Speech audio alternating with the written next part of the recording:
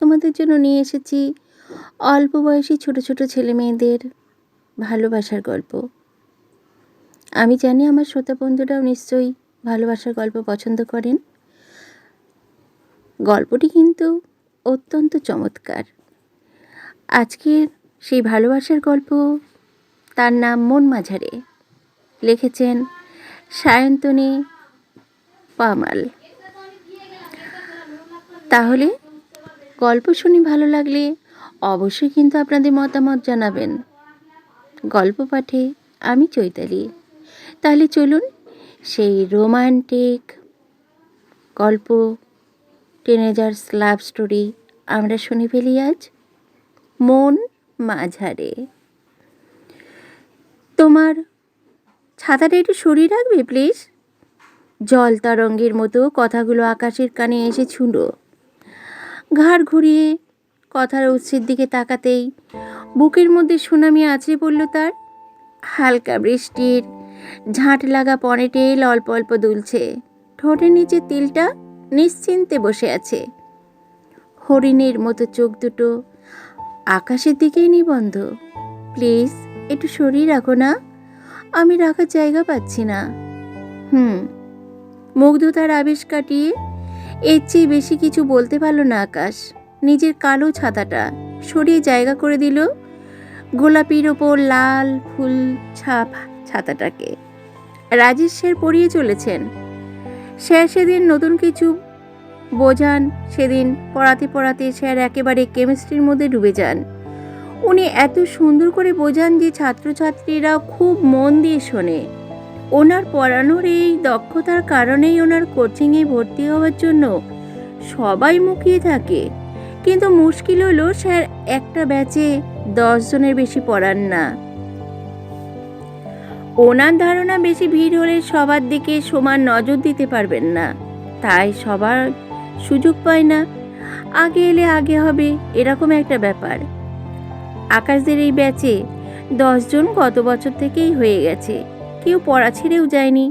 তাহলে এইচএস পরীক্ষার মাত্র 7 মাস আগে এই মেয়েটা ঢুকলো কি করে? তার ওপর ওদের ব্যাচে ওদের 10 জনের সাথে স্যারের ভাইজি শাওনও পড়ে। ওদের ব্যাচটাই শহরের বিভিন্ন স্কুলের সবচেয়ে ভালো ভালো ছেলেমেয়েরা পড়ে বলে স্যার শাওনকে ওদের সাথেই পড়ান। শাওন নিজেও অবশ্য পড়াশোনায় খুবই ভালো। এমনিতেই 11 জন এই ব্যাচে। তার উপর স্যার এই নতুন মেয়েটাকে হঠাৎ করে নিলেন কেন? আকাশ যতদূর জানে স্যার তার নিয়ম ভাঙেন না কোনো দিন। তা সে যত ভালোই ছাত্র আসুক না কেন, তাহলে এই মেয়েটা এমন কে? অবশ্যই এই মেয়েটা আশায় আকাশের ক্ষতি তো কিছু হয়নি, শুধু বুকের বাম দিকটা একটু কেমন কেমন করছে। মেয়েটাকে আগে কোথাও দেখেছি বলে তো আকাশের মনে পড়ছে না। কারোর কোনো অসুবিধা থাকলে বলো। বোঝানো শেষ করে স্যার বললেন, কেউ কেউ প্রশ্ন করছে। আকাশ চুপ করে রইল, কারণ আজকের অর্ধেক পড়া বাদলা হাওয়ায় আকাশের কানের পাশ দিয়ে কোন দিকেই যেন উড়ে গেছে। আকাশ, কোনো প্রবলেম? না স্যার, আকাশ মনে মনে বলল। প্রবলেম তো আছে, কিন্তু আপনাকে সেটা বলা যাবে না। আকাশ তাড়াতাড়ি সাইকেলটা বের করলো, কিন্তু লাভ হলো না। মেয়েটাকে নিয়ে যেতে বাড়ির লোক এসেছিল। বাইকে চেপে চলে গেল। একটা দীর্ঘশ্বাস ফেলে আকাশ সাইকেল নিয়ে গেটের বাইরে বেরোলো। শাওন দীপ্তির সাথে গেটের বাইরে গল্প করছে। আকাশ একটু দাঁড়িয়ে গেল। দীপ্তি চলে যেতেই আকাশ ডাকলো, এই শাওন শোন। কি? তুই সুমন স্যারের কোচিংয়ে বায়োলজি পড়িস না? এটা কোনো নতুন কথা না, তুইও এটা জানিস। হ্যাঁ জানি, মানে বলছিলাম কি বোটানির একটা নোটস দিবি আমায়, খুব দরকার। আমতা আমতা করে বলে আকাশ। আসলে শাওন মেয়েটা এত কাঠখোট্টা আর মেজাজি যে আকাশ ওকে রীতিমতো ভয় পায়। এমনিতে আকাশের সাথে ওর বেশ ভালোই বন্ধুত্ব আছে, কিন্তু তাও ওর সাথে কথা বলতে গেলে আকাশের বুক কাঁপে। শাওন ভ্রু কুঁচকে ছোট ছোট করে আকাশের দিকে তাকালো। শোন, মেয়েটার নাম নীলিমা। ওর পিসি বাড়িতে থেকে পড়াশোনা করত। মাধ্যমিকের পর বাড়ি চলে এসেছে। এতদিন বাড়িতে কারুর একটা কাছে কেমিস্ট্রি পড়তো, কিন্তু 11-এর অ্যানুয়ালে এত দারুণ নাম্বার পেয়েছে যে ওর বাবা এসে কাকুর কাছে বিশেষ অনুরোধ করে ওকে ভর্তি করে দিয়ে গেছে। আর হ্যাঁ, একটা কথা, ওর কাকু না লোকাল থানার ওসি, সেখান থেকেও ফোন এসেছিল, তাই আমার কাকু ওকে নিতে বাধ্য হয়েছে বলতে পারিস। আকাশ হাঁ করে শাওনের মুখের দিকে তাকিয়ে রইল। মুখে মাছি ঢুকে যাবে, মুখ বন্ধ কর। তোর নোটস পেয়ে গেছিস তো? এবার সাইকেলে উঠে বাড়ি যা। না মানে নোটস? কোমরে হাত দিয়ে ঘুরে দাঁড়ালো শাওন, মাথাটা ওপর নিচে দুলিয়ে চোখ পাকিয়ে ঝাঁঝালো গলায় বলল, নোটস চাই তোর? আমি পড়ি সুমন স্যারের কাছে, আর তুই পড়িস তার ভাই সুদীপ স্যারের কাছে। সবাই জানে দুভাই একই নোটস দেয়, আর তোর সুমন স্যারের নোটস চাই? সত্যি কথা বলার হিম্মত রাখবি সব সময়। আজ কতটা পড়া শুনেছিস তুই খুব ভালো করে জানা আছে আমার। মনে মনে যা জানতে চাইছিলি বলে দিলাম, এবার পালা। আকাশ তাড়াতাড়ি করে সাইকেলে উঠে পড়ল। আর এই মেয়ের সামনে থাকা যাবে না। পরের দিনও ঝিরঝিরি করে অল্প অল্প বৃষ্টি পড়ছে। রেনকোট পরতে ইচ্ছে হলো না আকাশের। স্যারের বারান্দায় রং বেরঙের ছাতার মেলা। আমার ছাতাটা সরিয়ে দিচ্ছি, তুমি ওইখানটাই রেখে দাও, মিষ্টি হেসেই বলল নীলিমা। উফ, এই হাসিটা যেন তীরের মতো বিঁধল আকাশের বুকে। এরপর থেকে প্রায়ই রাজেশ স্যারের বারান্দায় লাল ফুল ছাপা গোলাপি ছাতাটার পাশে কালো রঙের একটা ছাতা শোভা পেতে লাগলো। অন্য কোনো ছাতা ভুল করে লাল ফুল ছাপের পাশে বসে গেলেও কালো ছাতা তাকে সরিয়ে ঠিক জায়গা করে নিত। এই ব্যাচের সবচেয়ে পিছিয়ে পড়া ছাত্রীকে নেহাতি সহমর্মিতার কারণে আকাশ বিভিন্ন নোটস দিয়ে সাহায্য করতে লাগলো। সাধারণত সমবয়সীরা নিজেদের মধ্যে তুই তুকারি করে কথা বলে, কিন্তু নীলিমা সবাইকে তুমি করে সম্বোধন করে। বাকি সবাই নীলিমার দেওয়া এই সম্মানের মর্যাদা না রেখে তাকে তুই করেই বলে। কিন্তু আকাশ এসব ব্যাপারে খুব সচেতন ছেলে, সেও নীলিমাকে তুমি সম্বোধনই করে। শাওন তো একদিন সবার সামনেই নীলিমাকে দুম করে বলে বসলো, এই আমরা তো চেয়ে অনেক বড় নাকি রে, এরকম তুমি তুমি করে ডাকিস কেন রে? আকাশ মনে মনে ভাবল, তাতে তোর কি সমস্যা রে? নীলিমা কিন্তু ভারী মিষ্টি মেয়ে, তাই ঝর্ণার মতো হেসে বলল, আসলে আমি কাউকে তুই বলে ডাকতে পারি না। ন্যাকা। আকাশের পাশে বসা অমিত খুব নিচু গলায় বলল। আকাশের মনে হলো হাতের পেনের সুচালো নিপটা অমিতের পিছনে ঢুকিয়ে দেয়। এরকম করেই চলছিল। নীলিমার সঙ্গে আকাশের বন্ধুত্বটা বেশ গাঢ়ই বলা যায়, কিন্তু সেটা ওই কেমিস্ট্রি কোচিংয়েই সীমাবদ্ধ। মাঝে মাঝে নীলিমাও সাইকেল নিয়ে আসে, তখন তাকে মোড়ের মাথা পর্যন্ত পাহারা দিয়ে নিয়ে যাওয়া আকাশের অবশ্য কর্তব্যের মধ্যে পড়ে। বাড়ি পর্যন্ত যাওয়ার সাহসই কুলোয় না। যতই হোক দারোগার ভাইজি। আকাশের মনের আকাশে এখন যখন তখন নীলিমা নামের পাখিটির ওড়াউড়ি চলে। মাঝে মাঝেই মহাকর্ষ চ্যাপ্টারে কোনো অজানা এক বলের টানে নীলিমার মুখটা ভেসে ওঠে। আবার কেমিস্ট্রি বইয়ের বেনজিন বলয়ের মাঝে বসে নীলিমা দোল খায়। আকাশের মনটা আজ একটু খারাপ হয়ে গেল। নীলিমা সাইকেল নিয়ে আসেনি, দাদার বাইকে চেপে রাজকুমারীর মতো উড়ে চলে গেল। এই আকাশ শোন। শাওন আকাশের সাইকেলের হ্যান্ডেলটা ধরে টান মারল। শাওনের মুখের দিকে তাকিয়েই আকাশের বুকটা কেঁপে উঠল। মেয়ের এই দৃষ্টি আকাশ চেনে। নির্ঘাত কোনো ভয়ানক বোমা ছুঁড়বে আকাশের দিকে। ও যদি এখানে আকাশকে ধরে মারেও তাহলেও রাজেশ স্যার কিচ্ছু বলবে না। ওনার ধারণা ওনার ভাইজির মতো মেয়ে পৃথিবীতে বিরল, যে কোনো ভুল কাজ করতেই পারে না। একবার একটা ছেলে শাওনকে দেখে সেটি বাজাবে কি বাজাবে না ভাবছিল। এই মেয়ে তাকে সপাটে এক চড় কষিয়ে দিয়েছিল। সেই ঘটনা নিয়ে স্যারের কি গর্ব? স্যারের স্ত্রী, আবার এক কাঠি ওপরে। ওনার পরে শাওনকে মহিলা ক্লাবের প্রেসিডেন্ট করবেন ঠিক করে রেখেছেন। শাওনের বাবা মিলিটারিতে ছিলেন বলে আকাশ শুনেছে। এ মেয়েকেও সেখানেই ভালো মানায়। ওর একটা নোটস নিয়েছিল আকাশ, কিন্তু সেটা তো যথাসময়ে ফেরত দিয়ে দিয়েছে। তাহলে আজ এমন মা রণচণ্ডীর মতো মূর্তিতে দাঁড়িয়ে আছে কেন? কিরে, পড়াশোনার পাঠ চুকিয়ে ফেলেছিস মনে হচ্ছে? ভুরু নাচিয়ে বলল শাওন। কেন? তোতলাচ্ছিস কেন? না মানে, এ কথা বলছিস কেন? নিজেকে একটু সামলে নিয়েছে আকাশ। কাকু যে 4টে সারপ্রাইজ টেস্টগুলো নিয়েছিল, তাতে কত পেয়েছিস জানিস? কালই কাকু সব খাতা দেখা শেষ করেছে। কত পেয়েছি? অসহায়ভাবে প্রশ্ন করে আকাশ। কটা লাড্ডু পেয়েছিস সেটা জিজ্ঞেস কর।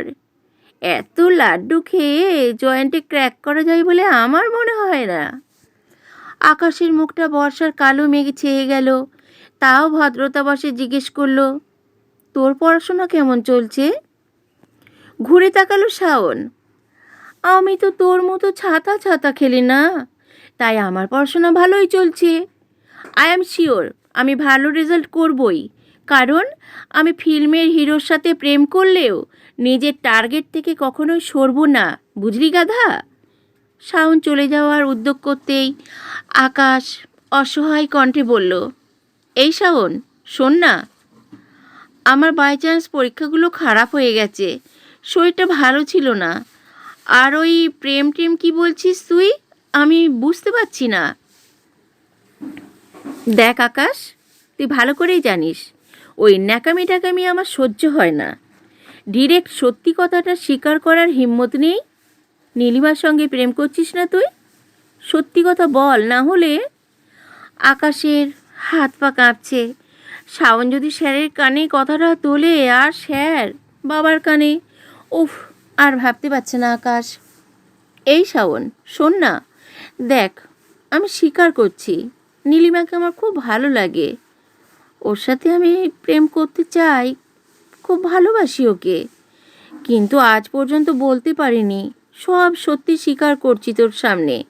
প্লিজ কাউকে বলিস না তুই, প্লিজ।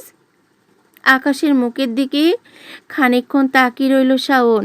তারপর মুখটা গম্ভীর করে বলল, তুই একটা আস্ত গাধা। কেন? আবার অসহায় বোধ করলো আকাশ। তুই কি ভাবলি পড়াশোনা ছেড়ে দিয়ে দিনরাত নীলিমা জব করলে নীলিমাকে পেয়ে যাবি? ওর ওই দারোগা কাকু জানতে পারলে হাজতে ঢুকিয়ে স্রেফ 3rd ডিগ্রি দেবে, কোনো এফআইআর, কোনো চার্জ লাগবে না, বুঝলি? আকাশ চোখ নিচু করে দাঁড়িয়ে রইল। বুকের মধ্যে ভীষণ একটা কষ্ট হচ্ছে। হয়তো এই জন্যই নীলিমাও কোনো দিন বেশি এগোয়নি। ফোন নাম্বার নিলেও দরকার না হলে একটা ফোনও করেনি। অথচ আকাশের মনে হয় নীলিমা ওকে কোনো মতেই অপছন্দ করে না। শোন, উচ্চ মাধ্যমিকটা ভালো করে দে, জয়েন্টে ভালো রেজাল্ট কর, তারপর না হয় নীলিমাকে প্রপোজ করে ওর হাত ধরে ঘুরিস। তোর তো মেডিকেল টার্গেট, চান্স পেয়ে যা, তখন হয়তো ওই পুলিশ কাকুই তোকে 3rd ডিগ্রির বদলে বসিয়ে চা খাওয়াবে। তোর ভালোর জন্যই বললাম, এবার কি করবি তুই দেখ। জাহাজের সঙ্গে কথাগুলো বলে শাওন রাস্তার উল্টো দিকে দাঁড়ানো আইসক্রিমওয়ালার কাছে চলে গেল। শাওন আইসক্রিম খাচ্ছে কেন? আকাশের মাথায় ঢুকলো না। কিরে, ফোন করে ডাকলি কেন? শাওনের যথারীতি ডিটেকটিভদের মতো সন্দিগ্ধ সুর। ইতিমধ্যে উচ্চ মাধ্যমিক পরীক্ষা এবং জয়েন্ট এন্ট্রান্স সব কিছু সাঙ্গ হয়ে গেছে। শাওনের পরামর্শটা আকাশের মনে গেঁথেছিল, তাই আবার পড়াশোনায় মন লাগিয়েছিল। ফলস্বরূপ মেডিকেলে বেশ ভালো ফল হয়েছে আকাশের। অবশ্য শাওন ওর চেয়েও ভালো ফল করেছে। নীলিমা মেডিকেলে হয়নি, তবে সে ইঞ্জিনিয়ারিংয়ে পেয়েছে। কিন্তু ইঞ্জিনিয়ার হবে না, ভালো সাবজেক্ট নিয়ে অনার্স পড়বে, সেই নিয়ে দ্বন্দ্বে আছে সে। আকাশের সাথে ফোনে এইসব কথা হলেও এর চেয়ে বেশি এগোতে এখনও সাহস হয়নি আকাশের। বিশেষ করে এটা শোনার পর থেকে যে ওর দারোগা কাকু ও টিউশনের স্যারদের গণহারে ধমক দিয়ে গেছেন নীলিমা মেডিকেল পায়নি বলে। কি করে হাঁ করে দাঁড়িয়ে থাকার জন্য আমাকে ডেকেছিস?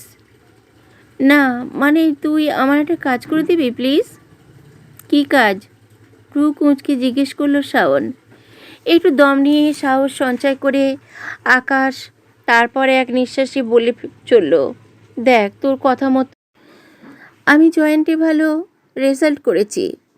তোর চেয়ে একটু খারাপ হলেও আমার রেজাল্টটাও ভালোই, কিন্তু আমি সাহস করে নীলিমাকে আমার মনের কথা বলতে পারছি না। এরপর তো অ্যাডমিশন হয়ে গেলে শহর ছেড়ে চলে যেতে হবে। এখানে থেকেই ফোনে বলে উঠতে পারছি না, আর বাইরে গিয়ে তো। আমি তাই একটা চিঠি লিখছি। হয়তো চিঠি ব্যাপারটা একটু ওল্ড স্টাইল, কিন্তু আজও রোমান্টিক। এখন তো আমার নীলিমার সঙ্গে দেখা হয় না, আর ফোন করে কোথাও ডাকতেও সাহসে কুলোচ্ছে না। তাই এই চিঠিটা প্লিজ তুই ওর হাতে পৌঁছে দিস। তুই ওর বাড়ি গেলেও কেউ কিছু সন্দেহ করবে না, প্লিজ শাওন। এরপর তোকে কে কোথায় চলে যাব, আবার কবে দেখা হবে কে জানে। বন্ধু হয়ে এটুকু উপকার কর আমার। আকাশ শাওনের হাতটা চেপে ধরল। চিঠিটা দে। আকাশ আজ বেশ সেজেগুজে বেরিয়েছে। শাওন ওকে ফোন করে ডেকেছে একটা জায়গায়, দরকার আছে বলল। আকাশ চিঠির ব্যাপারে জানতে চেয়েছিল, তাতে মেয়ে গম্ভীর স্বরে বলল, আসতে বলছি আসবি। শাওনকে এর চেয়ে বেশি কিছু জিজ্ঞেস করার সাহস নেই আকাশের। যথাস্থানে পৌঁছে দেখল শাওন গম্ভীর মুখে একটা দোকানের সামনে দাঁড়িয়ে আছে।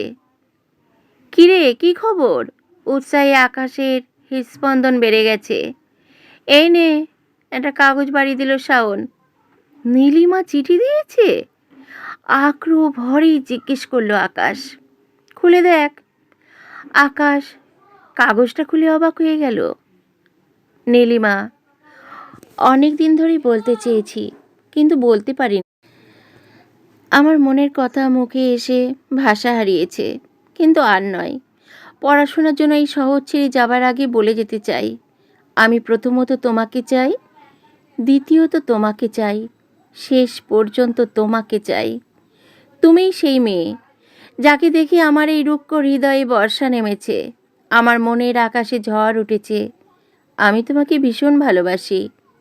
তোমার উত্তরের অপেক্ষায় রইলাম। ইতি তোমার নীল আকাশ। আকাশে চিঠিটা এরকম ছিল।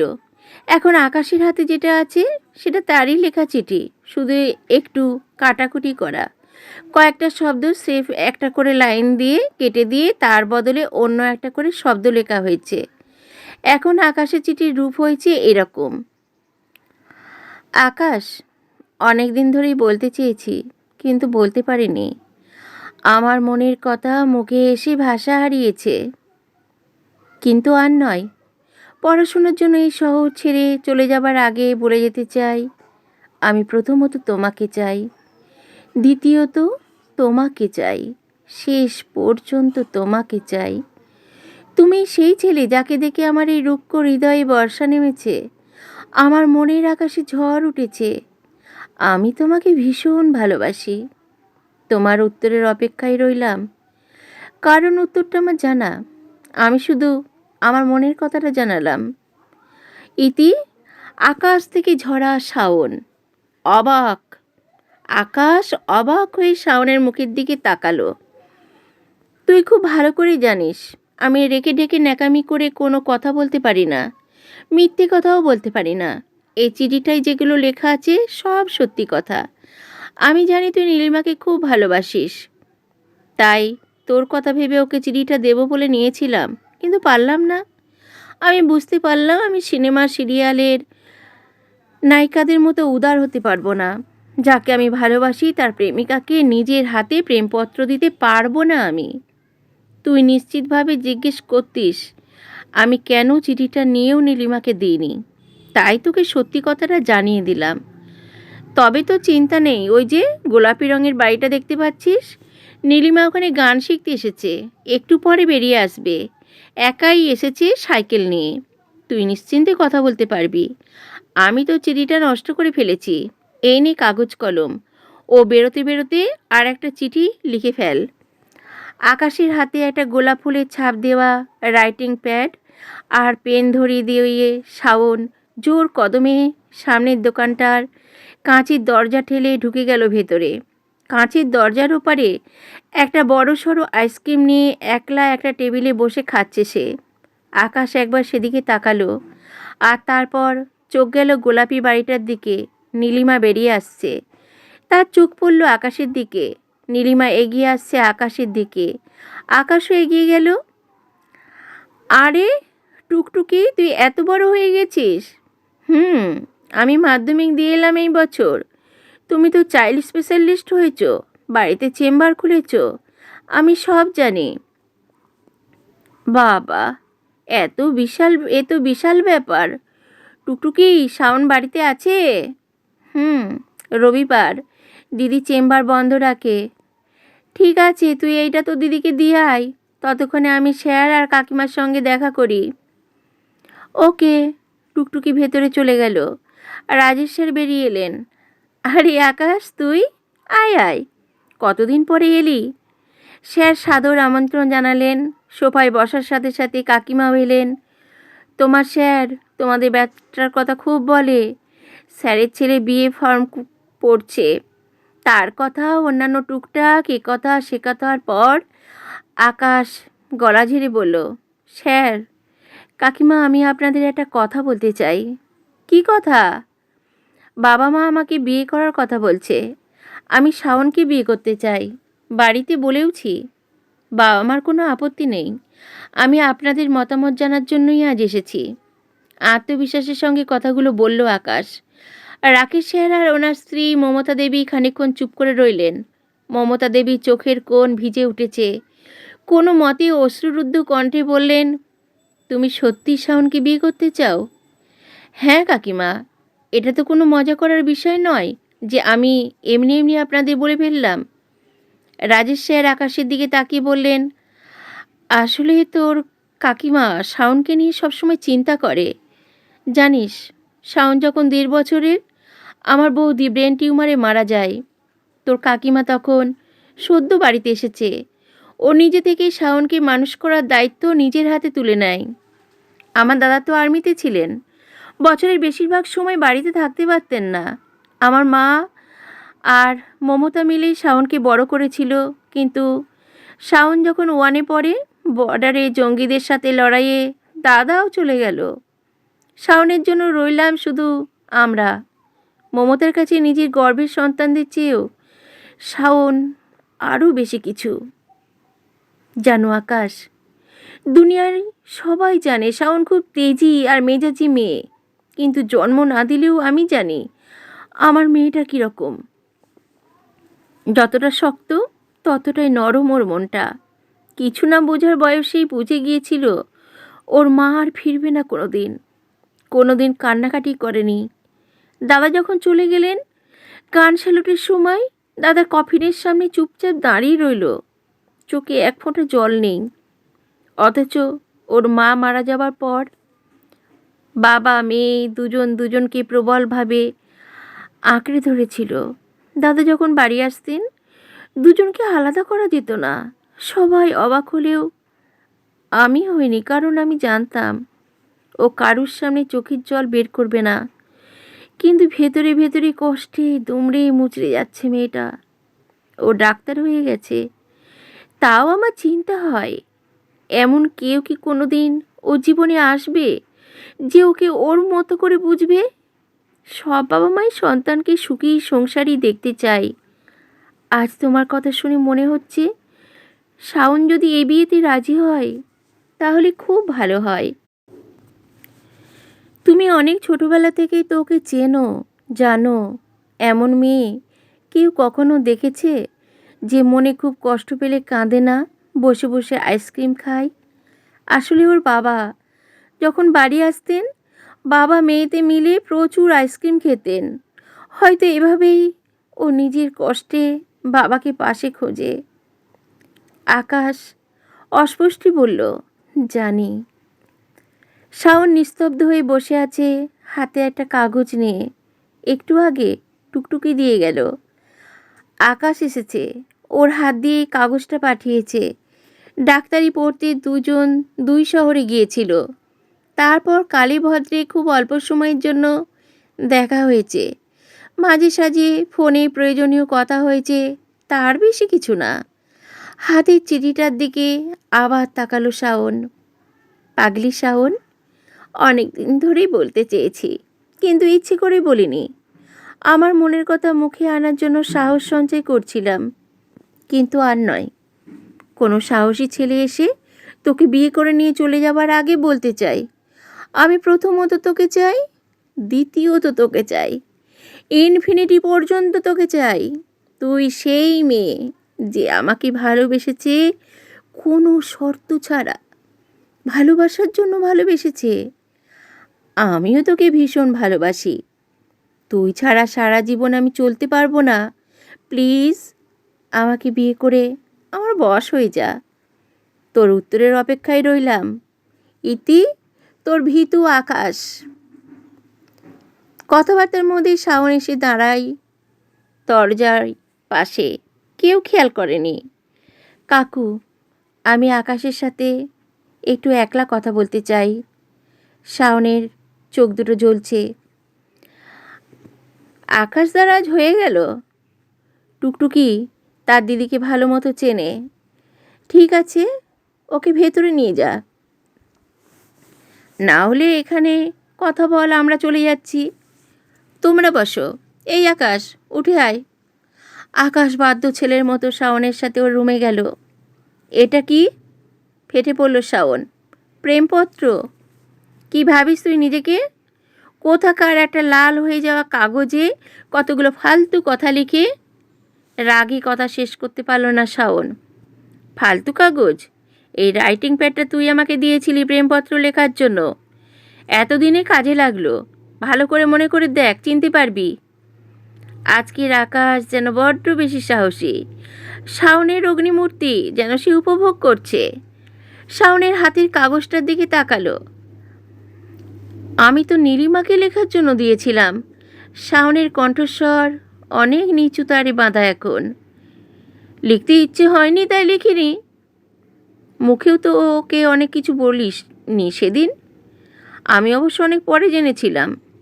জানবি কি করে? গপ গপ করে আইসক্রিম খাচ্ছিলি তো তখন। আমার প্রশ্নের উত্তর পাইনি। মুখে কিছু বলিসনি কেন? সাহসে কুলোয়নি? বলতে ইচ্ছে করেনি?